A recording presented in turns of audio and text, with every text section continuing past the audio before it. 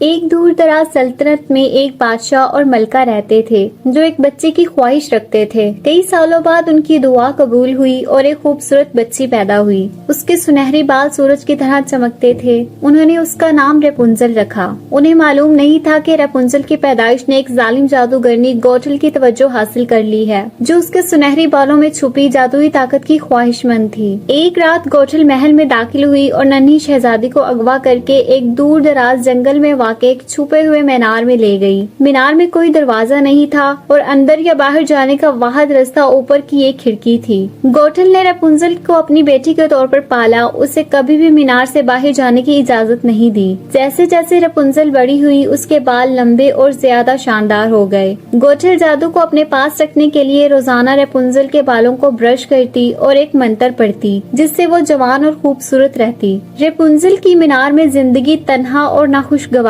تھی۔ وہ اپنے دن گانا گانے، پینٹنگ کرنے اور گوٹل کی لائی ہوئی کچھ کتابیں پڑھنے میں گزار دیتی تھی۔ ہر گزرتے سال کے ساتھ اس کی باہر کی دنیا کے بارے میں تجسس بڑھتا گیا۔ اپنی 18ویں سالگرہ پر ریپنزل مینار کی کھڑکی سے باہر دیکھ رہی تھی کہ کیسے آسمان میں تیرتے ہوئے لالٹینرز نے اس کا دل جیت لیا تھا۔ اس کی خواہش تھی کہ وہ انہیں قریب سے دیکھ سکے اور اپنی کھڑکی کے باہر کی دنیا کو دریافت کرے۔ ایک دن ایک شہزادہ فلن رائڈر اپنے تعاقب کرنے والوں سے بھاگتے ہوئے چھپے ہوئے مینار پر آ گیا۔ ریپنزل کے گانے کی آواز سن کر وہ محو ہو گیا تھا اور اس کے لمبے بالوں کے ذریعے اوپر چڑھ گیا۔ پہلے تو ریپنزل ڈر گئی کیونکہ اس نے گوٹل کے سوا کبھی کسی اور کو نہیں دیکھا تھا، تاہم فلن کی دلکش اور مہربانی نے جلد ہی اس کا دل جیت لیا۔ فلن اور ریپنزل نے ایک معاہدہ کیا، وہ اسے تیرتے ہوئے لالٹینرز دکھانے کے لیے لے جائے گا اور بدلے میں وہ اسے قیمتی تاج دے گی جو اس نے پایا تھا۔ انہوں نے ایک مہم کا آغاز کیا جو خطرے، جوش اور خوبصورت دوستی سے بھرپور تھا۔ جیسے جیسے ریپنزل اور فلن سلطنت میں سفر کرتے رہے، انہیں بہت سے چیلنجز کا سامنا کرنا پڑا۔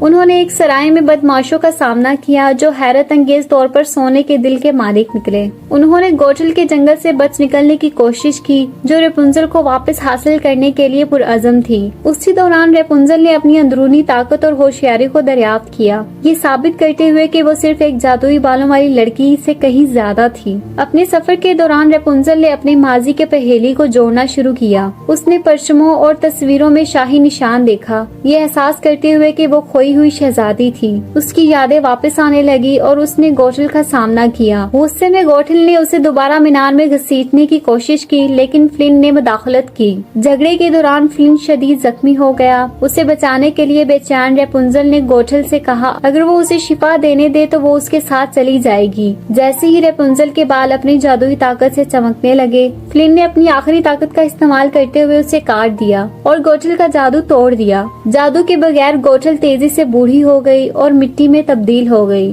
گوٹل کے چلے جانے کے بعد ریپنزل کے بالوں نے اپنی طاقت کھو دی اور وہ آخرکار آزاد ہو گئی۔ وہ فلن کے ساتھ سلطنت واپس آئی جہاں بادشاہ اور ملکہ نے اس کا خوشی سے استقبال کیا۔ ریپنزل کی بہادری اور مہربانی نے نہ صرف فلن کو بچایا بلکہ سلطنت میں امید اور خوشی بھی واپس لے آئی۔